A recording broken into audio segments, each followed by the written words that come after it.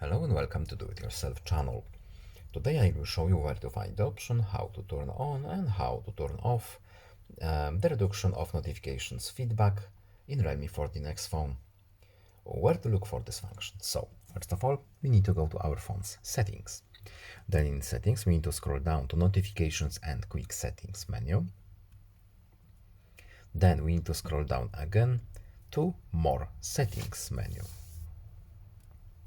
And here we have our reduce notification feedback option. So what does this function do?